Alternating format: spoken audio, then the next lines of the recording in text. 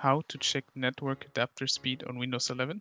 Welcome everybody. In this video I'm going to show you how to see your internet speed in Windows 11 and 10.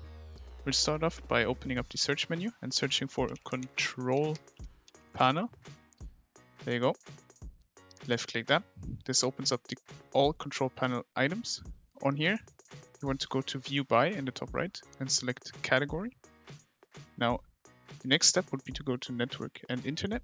And in here, network and sharing center, the green link. Left click that. Now view your basic network information and setup connections. In here you see connections is Ethernet, so left click that. And in here you can see speed is 100 megabytes per second. That's the internet speed, and you have successfully checked your network adapter speed on Windows 11. I hope I could help you out. If I did, please do like, comment, and subscribe. I'll see you in the next one. Bye.